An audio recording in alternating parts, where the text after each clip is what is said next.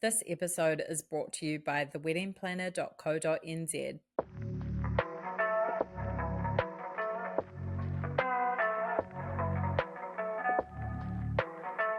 Welcome back to the Kiwi Wedding Podcast. My name is Lydia. I am your host and a wedding photographer at Lydia Rachel Photography.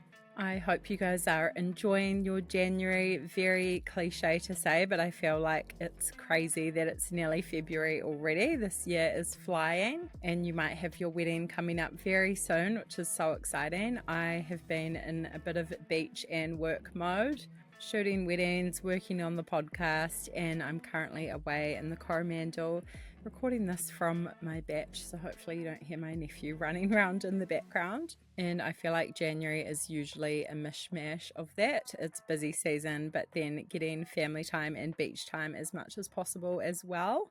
On today's episode, I had a really nice chat with Jessica-Belle Greer. She was recently married in the Hawke's Bay at Craggy Range, and she's also a writer and editor with many beautiful features across a range of publications here and in the UK. And she also has her own Substack called For All Seasons, which you can subscribe to, and she writes all about different parts of style and culture, including weddings, so I definitely recommend you get on that if you want a nice treat in your inbox. I think there's something really lovely still about magazines and journalism. We're so online these days, but it is nice to consume really well written and informative pieces of journalism sometimes. So definitely go and check that out. We chat a little bit about it and I'll link everything here. Today we talk through their love story, meeting at a young age and then reconnecting a little bit later, a beautiful proposal in Europe followed by one for every year they'd been together, all about Jessica-Belle finding her stunning Vivienne Westwood dress, the perfect veil to complement it, and then a really fun second outfit for later in the night. We chat through how the whole day went, some really special, memorable moments, how choosing the right venue informs so many other elements on the day as well, creating really memorable moments for their guests, planning a wedding from the other side of the world, and where she gained her inspiration. We also chat through how she repurposed things from the wedding day for the day after celebration, her key tips and advice, and so much more. Jessica-Belle and Dan's wedding has had a couple of magazine features, including Vogue, and we'll link to those features in the show notes so you can have a read through them as well. Hop over to our Instagram page to see a few photos and all the tagged vendors there too. This was such a lovely chat. I know you're going to enjoy it, so let's get right into it. Enjoy episode 80 with Jessica-Belle. Oh, hi, Jessica-Belle. Thank you so much for joining me on the podcast today. So excited to chat all about your wedding. Thank you. It's great to talk to you. When we first talked about doing this, I was in London winter with a cold. So I'm glad we waited until now because I'm on a trip back home to New Zealand and actually staying at Craggy Range where we got married. So it's nice to reflect on our day with you. Oh, so good. And you we have to share a few little clips of beautiful background behind you. Such a gorgeous spot. Yeah. And we've had a pretty nice summer in the North Island, at least so far. So good for you to be here. So to get started with, if you could just tell me a bit about you and your husband, how you met, and your life together. Sure. Well, we first met in high school as friends. We did share a kiss on New Year's Eve, I think the summer before our last year at school, but sort of nothing more happened. It was a really sweet moment. We both went to university in different cities, and then essentially 4 or 5 years later, we quite literally bumped into each other at a bar in Auckland. And I think because we already knew each other, we had mutual friends, things progressed really naturally from there. Oh, so good. And then, so you dated for a while and then got engaged. Can you tell us a bit about your proposal story? Yes, well, we moved to London 2.5 years ago now.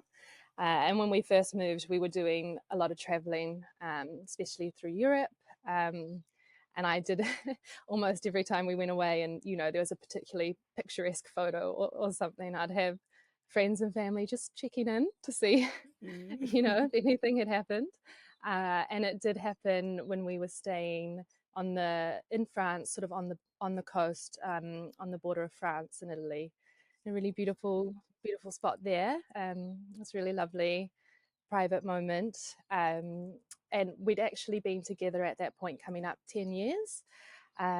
So my partner Dan had the idea that he wanted to propose to me for every year we'd been together. So I mean, that was the real proposal, but there were 9 more from him and one from me in the lead up to the wedding, which was actually really lovely, because I guess we were, doing a lot of planning, and it was nice to have those romantic moments as well. Oh, that's so sweet. I love that. Such a Yeah. special story. Had you been one of those girls that always dreamed about your wedding? Did you have like a specific vision in mind? And yeah, how did you go about those first steps, figuring out a location, venue, all of that? Yeah, I mean, I'd known for quite some time that I wanted to marry Dan, but I think when I was envisioning the day, I never really, I sort of just pictured him walking down the aisle, and he was at the end, and preferably, I mean, in my dreams that there was the warm sun shining, and but it was more a feeling, I think, than actually thinking through how we'd actually make it all happen. We were engaged in October, and we came home in December for a trip, and we had a big engagement party as a way to celebrate with everyone at home. And so we worked out pretty quickly that we wanted to have a reasonably big wedding at home in New Zealand. And so from there, it was just a case of finding a venue, because I think the venue can often inform what else you end up doing. So while we were back, we sort of had a whirlwind trip around, looking at venues. We looked at lots of different options, but because we were planning a wedding from London, although we found some beautiful options that was sort of just the site and you could build whatever you liked, we decided on Craggy Range, which is a place we've been to before, that we really, it has a great feel here, and we knew, the wine and the food and the scenery would all be beautiful here. So that's what we decided to do. Such a stunning spot. Yes, Definitely would yeah. come with a few challenges planning from afar as well. But yeah, well, I'm sure we'll get into that. And yeah, what were the most important elements on the day for you, your kind of top priorities? Yeah, in a way, it wasn't any one thing. I think for me, it was important to have a sense of cohesion, and we just wanted our guests to feel really relaxed and really welcome, and to have an enjoyable day. I suppose because we had been together for 10 years at this point, you know, friends and family on both sides we knew really well, and we wanted the day to be a celebration of our love, but also a reflection of the love and support we've had from everyone around us as well. And so it was really nice to bring them somewhere that we ourselves have really enjoyed and wanted to share with them. And in terms of I mean, there's amazing scenery here. You've got Tamata Peak behind me, you've got the Tuki Tuki River over to this side, and our ceremony was in the middle. And so it was really, because we'd come from overseas, appreciating our beautiful natural surroundings, and also bringing some of the elements that we've loved from overseas in terms of the styling, and bringing it all together, but making sure that there was a sense of flow, I think, to the day, and that everything felt like it was coming together in a beautiful way. And can you tell me a bit about your wedding outfits, your dress? How was that whole process, finding it, getting it made? Yeah. Yeah, so I first tried on wedding dresses when we were at that same December trip, which was a bit too early, but I just really wanted to try on dresses with my mum and my mother-in-law and my sisters. And my dad came to an appointment too, in Auckland, which was really special. And pretty quickly, I did start to sort of realize what fabrics or what cuts I liked. So then when I was back in London, I had a few different appointments, which I initially went to on my own, which was a bit out of my comfort zone. But when I arrived, all the sort of bridal stylists were like, oh, thank goodness. We can really get into it and work out what you really like without having, being swayed by others' opinions. So that was a really interesting, I think I learned more about my sense of style in that time, which was nice. What I landed on was a dress from Vivienne Westwood. I've always loved Vivienne Westwood's dresses, but I didn't want that to sway me. But yeah, as it happens in the end, I went for the Camille, which has quite a slim bodice. It's one of her original bodice designs from the 90s, with a satin skirt. And at first I thought, oh no, this isn't what I thought I would have at all in my mind. I was looking for more of a dress with an overskirt that you could take off and then it would be slender underneath. That's what I wanted originally, or what I thought I wanted originally. But then the more I thought about it, actually it incorporated so many of the elements that I did think I wanted. It was just in a new way. And then I went to Philippa Lepley, who's quite well known in London, for wedding gowns, and I ordered a custom veil from them, which was a really quite striking peony lace design. And I think that gave me the volume at the back of the dress I wanted for the ceremony. It was quite heavy, so I wore it for the ceremony, sort of had it over my arm during cocktail hour, and then pretty quickly it was it was off. But it gave that little bit of volume and drama, I think, to the outfit that I was hoping to have during the ceremony. So yeah, I'm really, really happy with how it all came together in the end. Yeah, you looked so stunning. There's definitely something about a veil that just like makes you a bride, not just a Yeah, girl in a I dress. didn't think I wanted one, but They can get annoying after a while as well, and they have to be secured well. But yeah, yes, yes, it was secured well. And I think, yeah, the more I tried on, the more I thought, oh, actually, this is quite, fun. When else are you ever going to wear yeah, one of those? So exactly. yeah. Stunning. Well, for my bridesmaids, I ended up getting three different dresses, but all from Amelia Wickstead, who's a New Zealand designer who's based, well, New Zealand born designer who's based in London.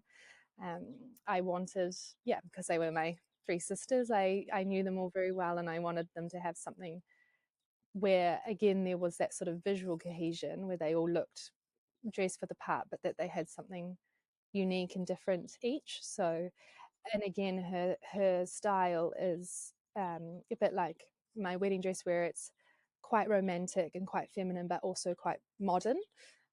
So I liked having that, and yeah, so they were each a sort of white dress with a colourful floral pattern. So my maid of honour had a slightly different style with green, dark green, and then my other bridesmaids had blue and yellow flowers each.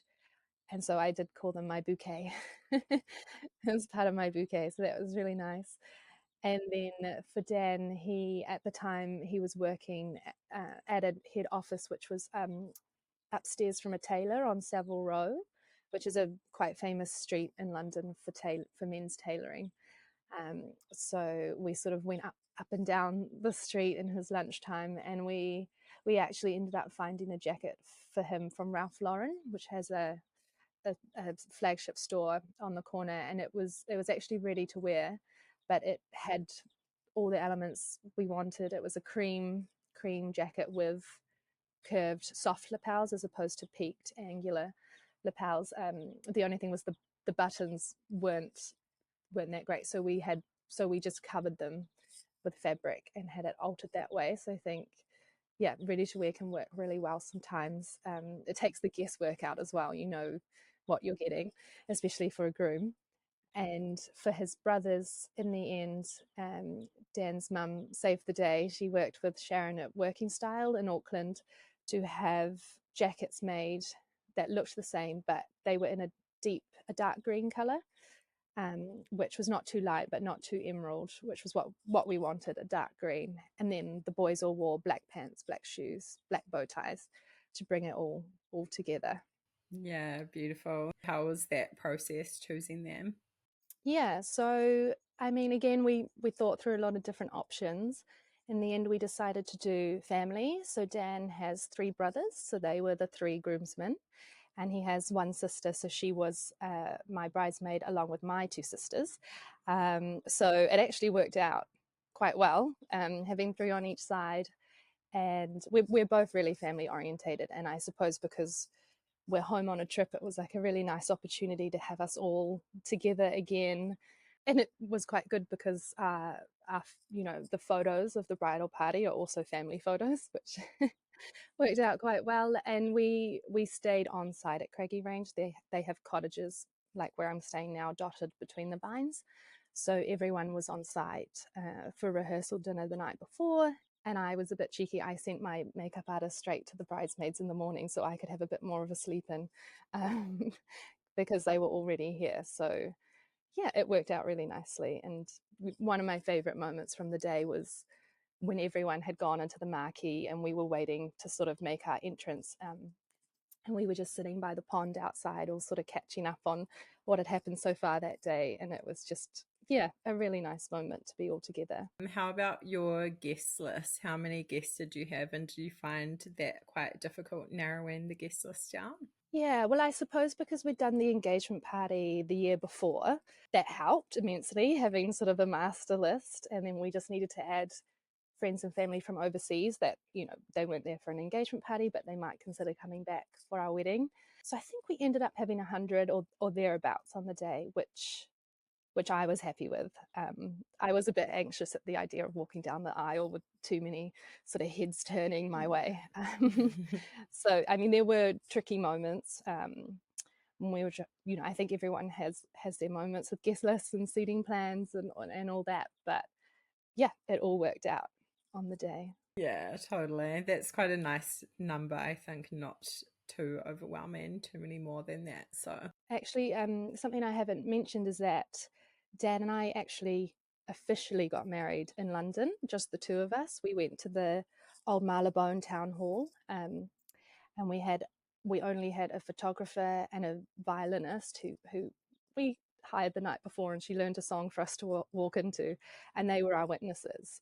So we'd already had, a very intimate ceremony when we did the legal paperwork. So, and that was really nice to have that moment, just the two of us. And then it was also really lovely to share it with everyone else once we came home. so cool. I know that's quite a common thing, especially people living in London that get married overseas, and there's much prettier locations where you do that little ceremony as well in the UK. I know in Auckland it's an ugly office building in town, but there's some beautiful spots for the, yeah, like civil ceremony, if that's what you call it. So so special to Yeah. have that with just the two of you before as well. Yeah, it was really nice. And we had dinner afterwards with our London friends that weren't going to make it back as well. So we had the best of both worlds. So, yeah.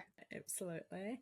And can you tell us a bit about the big day? You've mentioned a few things, but yeah, how did it all go down? And yeah, any highlights or favorite moments? Yeah. Well, our ceremony was at 4 p.m. The morning just went so quickly. It was over in a flash. I don't know how people can have a 12 p.m. ceremony.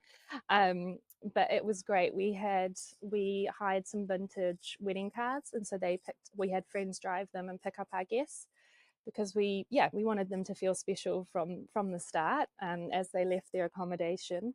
And there's a beautiful drive to Craggy Range here, as well, so it's lovely to take it in. Yeah, we had the ceremony in the olive grove, which is a circle of olive trees in the middle of the property. A really good friend of ours, Christy, was our celebrant because we'd already done the legal paperwork, so that was really nice. At first I thought, when I did think about us getting married, I thought we'd have a landscape behind us, of the sea or a river.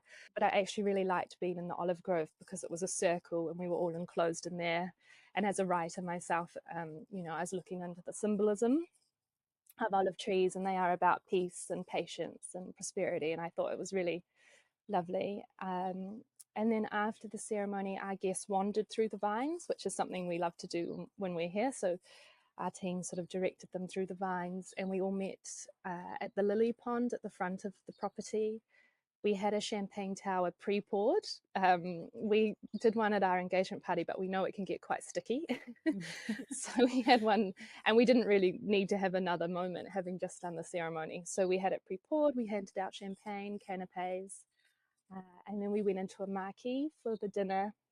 And, as it got darker, the candles were all lit and it was really romantic. And then we had our first dance in the restaurant area. They cleared all the table and chairs.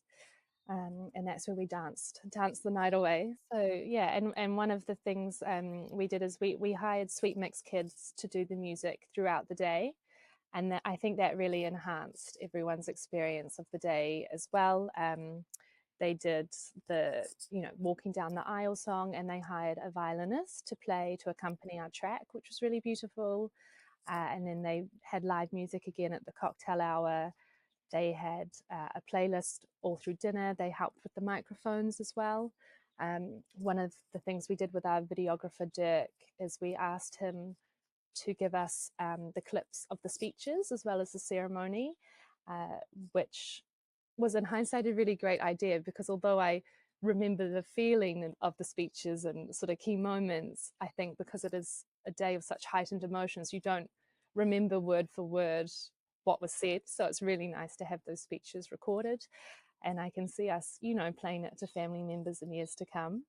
And then, yes, the first dance, Sweet Mix Kids did amazingly. They had a saxophone to accompany their music, which I think, because we didn't have a cover band, it sort of was somewhere in between, and we really, really enjoyed that. They did an amazing remix of our first dance song at the end of the night as well. And they just brought a really good vibe.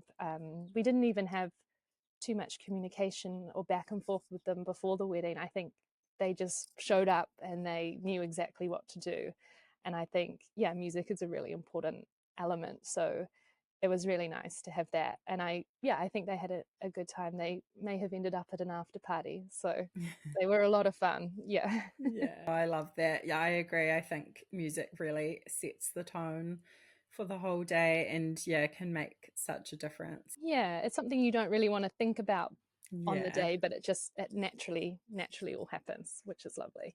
Yeah, absolutely. Nice to have the same group kind of doing the whole day as well, just across everything. So good. Yeah, it comes back to that idea of cohesion and having a lovely float of the day.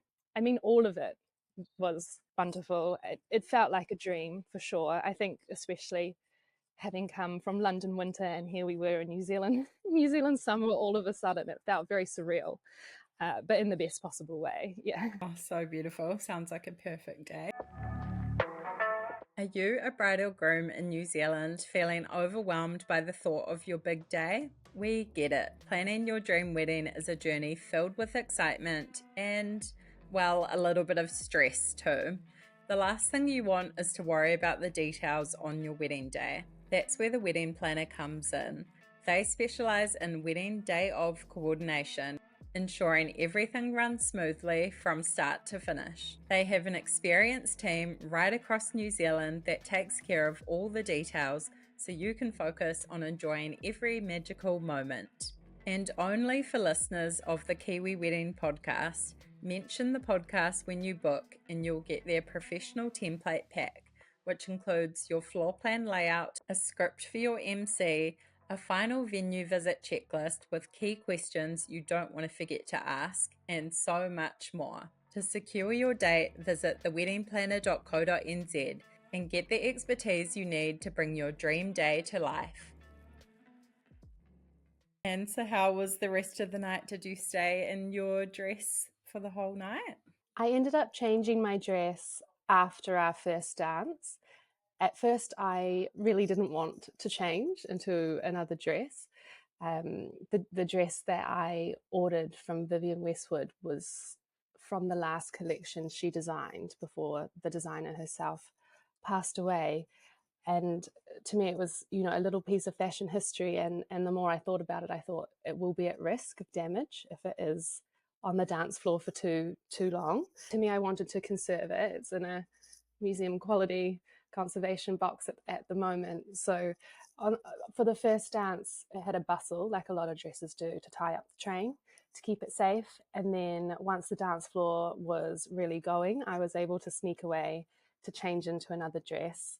And the dress I chose for that it was actually another little piece of fashion history. It was a sort of 1960s Paco Rabanne disc dress. So he was quite a futuristic designer in the 60s. His dresses are having a real resurgence at the moment, but now they come all pieced together on a hanger. But the one, because I didn't take the easy track, the one I bought was vintage and it needed to be pieced together. It was quite literally hundreds of discs and thousands of links. My father's a retired dentist, so he took on the challenge of piecing it all together, and he even had his surgical gloves on so he didn't smudge the shiny discs, and it was a really fun process. And that dress can be remodeled and redesigned. So because I think if you are having, I think one dress is more than enough, but if you're having more, it's nice to think about ways that you can repurpose them. My ceremony dress from London, I'm having dyed into a deep green sort of atonement color so that can be worn again. Same with some shoes an extra pair of shoes that I had for when my feet got sore. They're sort of satin ballet flats, so they're going to be dyed from white so that they can get more wear as well. So it was a lot of fun wearing that dress. And at one point in the night, it is quite delicate, and at one point at the night, Dan sort of picked me up and spun me around, and part of the links came undone. But I had a leotard underneath, and my dad had his pliers at the dance floor and was able to sort of stitch it back together. So quite ridiculous really, but it was a lot of fun. Oh, sounds so pretty. It's fun to just have that like moment for the dance floor, little surprise dress, and yeah, sounds beautiful. Yeah, did you guys carry on the celebrations the next day? What did that look like? Yes, so we did have a day after function on the Sunday. One of the main reasons for that was because we were leaving for London soon after, and it was another chance to catch up with people before that. And also, I think it was really helpful. What I realized later is I felt less pressure on the wedding day to get around and have a good chat to everyone on the day, because I knew, oh, I'm going to see them tomorrow as well. So that was quite nice as well. We ended up booking another venue in the Hawke's Bay, the Black Barnes River Room. It's one we looked at when we were looking at wedding venues, but it had a maximum capacity, which was lower than how many people we wanted to invite. But we knew on the day after, there'd be a handful of people who couldn't make it for whatever reason. So we did a really basic hire of the venue. We had again, I wanted to repurpose things from the day, so we had what I called my grape scape, where all the grapes that were down the dinner tables the night before, sort of arranged them on a table. They were spilling out of the vases that we had either side of us at the ceremony. They're vases that we bought with the hope to have them in our family home one day, and everyone was loving the grapes. There was one variety in particular which afterwards I had a lot of people messaging me wanting to know exactly what it was. It was so good. We also had our cake from the night before. So that was a vanilla meringue cake, which we had torched the night before. But then for dessert, we had little silver sundae cups come out with a very similar dessert that was the same flavor, but not the cake itself, because that was going to be quite time consuming to cut and then plate at that point in the evening. So it was really nice to finally enjoy that cake. And we also had a flower stall or market stall that we'd hired from Block, who had had a lot of furniture from the day before, and that's where we put our flowers, our surviving flowers, and that was for guests to make their own bouquets to take home. I mean, it looked really pretty, and also everyone really enjoyed being able to do that. For the catering, we had Catherine and her team at St. George's restaurant, and they were really wonderful to work with, and the food was delicious. So I definitely recommend them if someone's looking at a wedding where there isn't already a restaurant or kitchen component to the venue.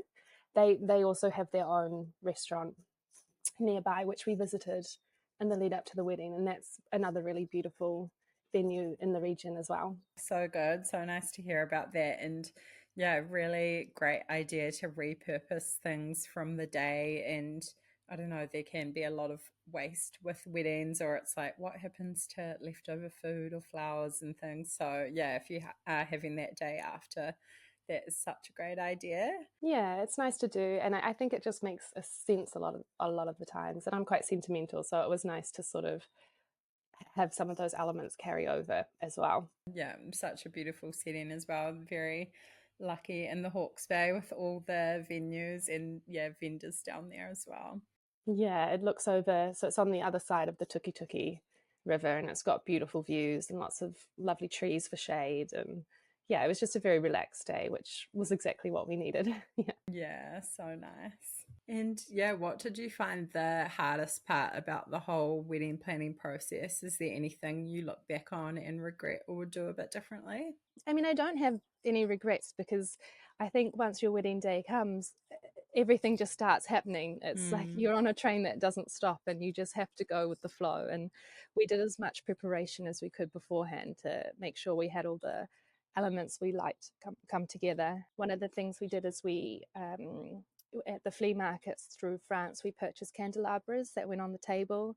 We had a beautiful grapescape down the tables, which we did because I loved the idea of it, but also we thought we'd be less reliant on getting the perfect colored flowers or looking flowers for the day. So that, yeah, it all came together really well. The only struggle really was, well, the main struggle was being in London and having to, choose tablecloth colors, bridesmaid dresses for bridesmaids that lived in 3 different cities around the world, and things like that. But we couldn't regret anything because it was just a really beautiful day, and it felt like us as well, which was really lovely. Our kind of perfect, yeah. did you guys go on honeymoon straight away? What did planning that look like? Yes, so we had a couple of days just to regroup after the wedding. I took my dress to my favorite dry cleaner, which is Green Box Dry Cleaners in Auckland. If anyone needs a good recommendation, they're the only people I would trust with my one. So I did those sort of things, and then we flew to the Maldives because that was on our way back to London. Had we been in New Zealand, we would have, gone somewhere in the Pacific. But yeah, we went to the Maldives, which was really perfect because it was. I mean, I write for some travel magazines like Condé Nast Traveller, and whenever I go somewhere, I'm always looking for, the best restaurant, cafes, galleries, hidden gems. So it's just what I do naturally. So it was really nice to go to one spot, stay put. We had an overwater villa, so we could watch the sea life, we could swim, and it was, yeah, just a great time to rest up, I think, and reflect because there were so many things that happened. Would be saying, "Oh, do you remember when this happened?" Or "Do you remember when that happened?" Because so much happens in one day. It takes a while to process it all, I guess.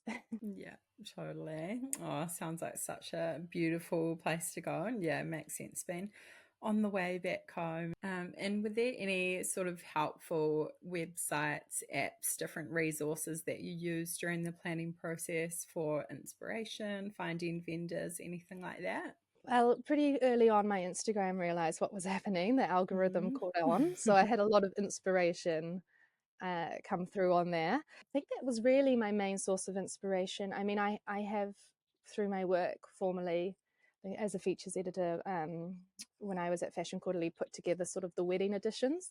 So I was aware of photographers that I liked, and so I would be following them as well, and I would look at magazines too.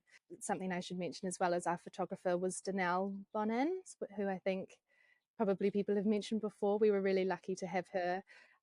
She was really helpful on during the process. So was Brogan Scott, the illustrator. I worked with her on sort of the on the day signage and menus.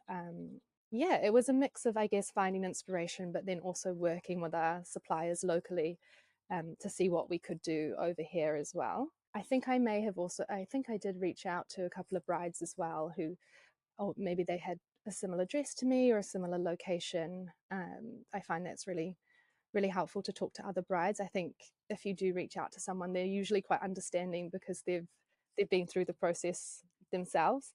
I also had a close friend who was getting married at reasonably same time, so I would check in with her a lot as well, which was really helpful too. So good. It's hard to beat that first-hand experience. And yeah, I know very well that brides love to talk about their experience. Yeah, So yeah, of course. Yeah. definitely don't feel weird if you have to slide into somebody's messages on Instagram. Yes, yeah, I've had it since, and I'm always happy to help because I know that there are some big decisions to be made, and you want to Hmm. assess all the options, I suppose. Yeah. Yeah, absolutely. And you've usually never planned a wedding before, so it's great to get advice. Danelle is amazing as well. Her work's beautiful, and yeah, of your wedding too. And we've had Brogan Scott on the podcast as well, super Oh, talented lovely. illustrator. She's lovely and recently engaged actually, so I might have to get her back for another episode. Do you have any advice that you would say to a friend that's engaged at the moment, or yeah, tell couples that are planning right now? Yeah, I mean, I think as soon as you tell people you're getting married, you're going to also get a lot of advice Yeah. and opinions from everyone. Um, so if I was to add to it, I think it's to really check in with your partner and really think about what both of you want, so that you don't get too sidetracked along the way.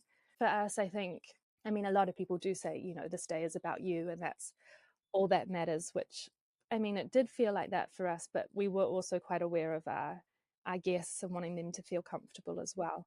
So a few of the decisions, came down to what would sort of everyone enjoy on the day, which I think is a nice way to approach it. Yeah, I think one of the things is to really try and find those moments of joy along the way, because it can get stressful at times.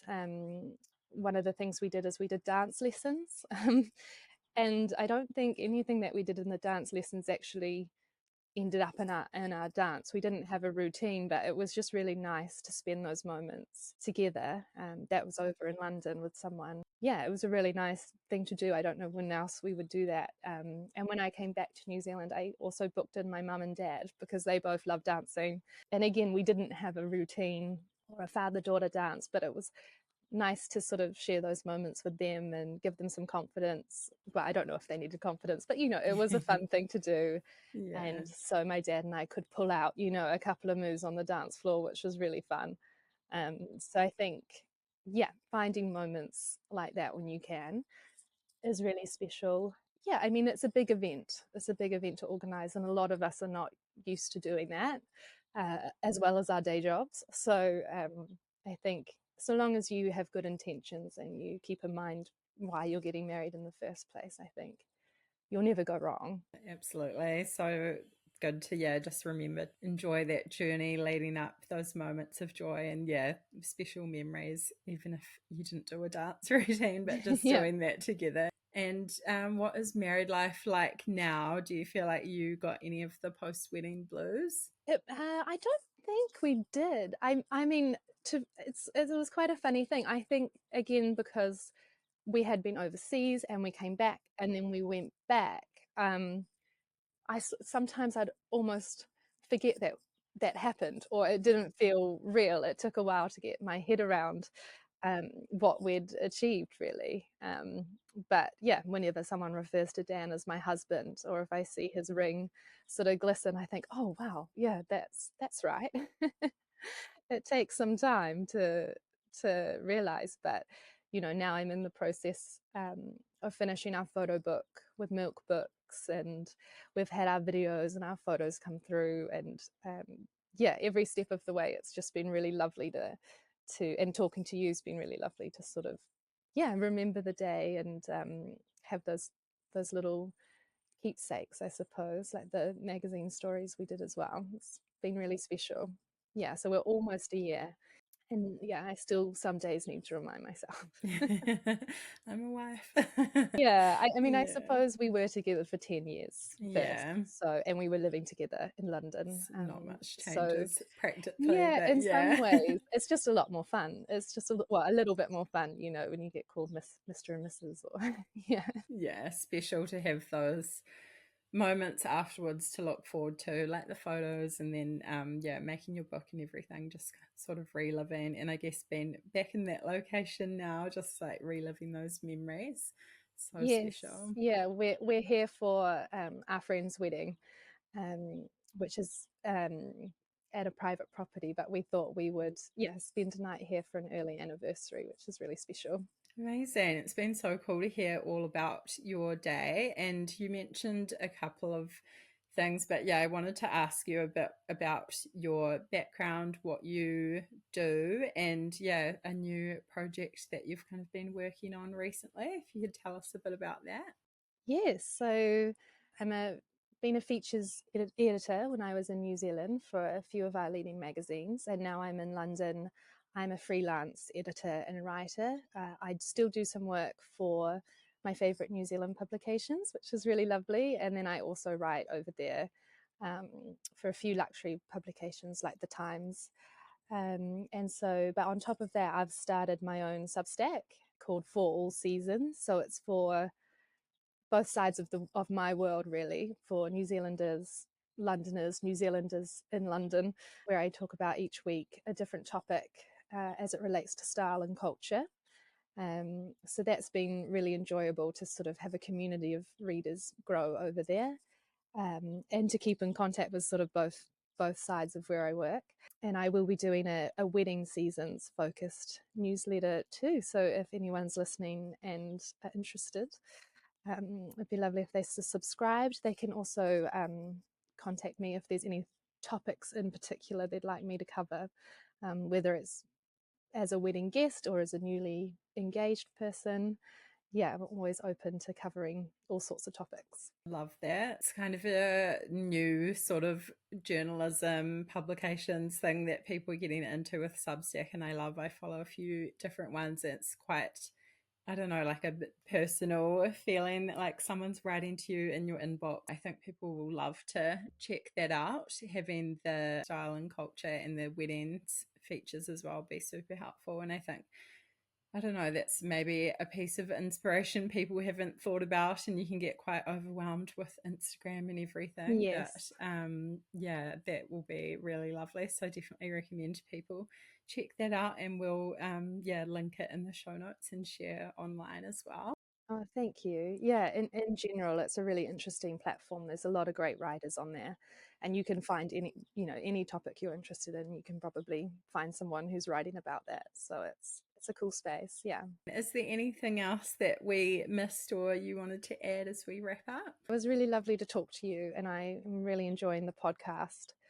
I think you're doing amazing work. You're like a wedding fairy godmother, probably, to a lot of people who are, just starting to think or further along in the planning. It's really helpful to hear what other people have done. Oh, thank you so much. Those lovely words. And yeah, thank you so much for coming on. It's so grateful to everyone that comes on and shares their stories. And yeah, I know people will get a lot out of this one and your Substack as well if they go and check that out. So yeah, thank you so much. Thank you. It was really, yeah, I'm used to being the one asking the questions when I interview people for profiles. So yeah, it's been very interesting. And I'm looking forward to listening to more podcasts and also seeing your beautiful photography work as well. Oh, yay. Thank you.